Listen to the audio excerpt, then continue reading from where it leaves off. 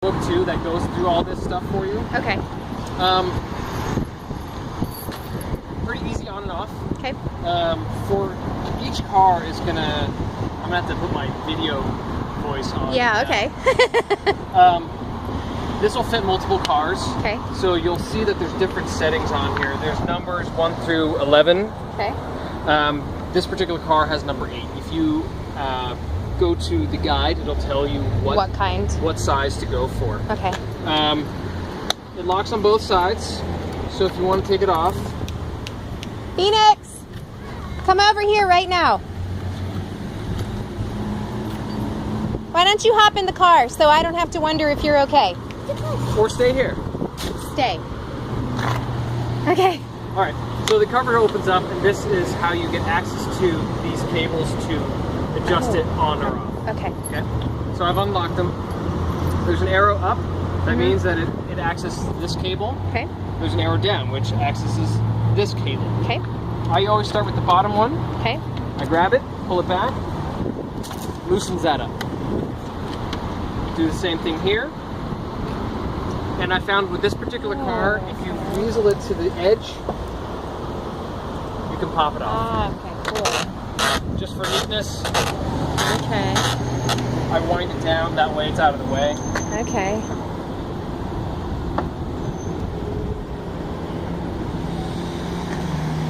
Except that one. Of course. Ah, okay. And the big reason I do this is now I can get in there and lift the whole thing up. Ah, okay. And then it pop just these comes clips right out. Yeah. Okay. Ultimately, I would tighten these down, but since we're not taking it off, Right. if we did take it off, you got it to setting 8. Oh, I'll show you how to get that. So Okay. to change those settings, you grab these guys. Huh? They're not easy to adjust, but I just get my finger way in there Okay. and pull on it. Okay. Now that it's loose, it allows this to adjust to how you need it. Oh, okay. So I'm going to find 8.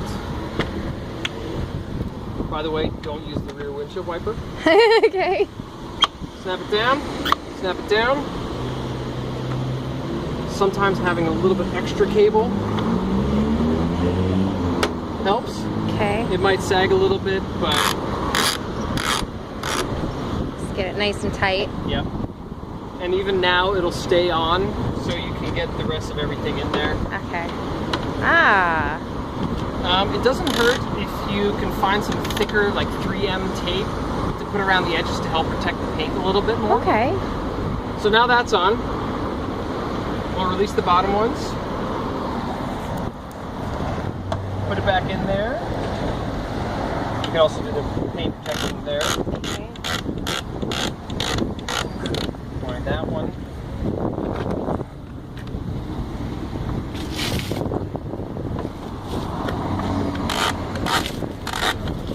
Wind this one. Fantastic. So this is quick. So right now it's still maybe on the smidge of the loose side, so I get in there and I just Wrench it. try to get a couple more clicks out of it. Okay. One thing that I find helps, I stick one of the arms out and I grab it and I try to lift it. Oops, wrong one. I try to lift it and try to get some more out. Okay. So Nice. here's the next lesson. Okay. This is how you adjust the arms. Ah. And it fits 3 bikes.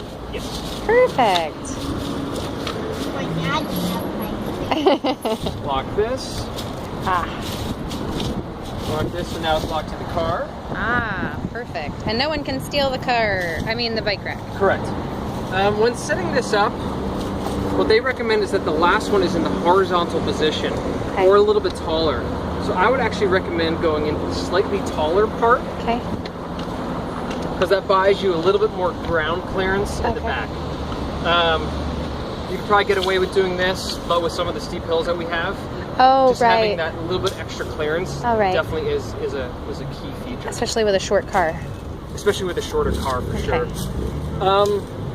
Next is the bikes themselves. The first bike is going to go rear wheel to the driver's side. Okay.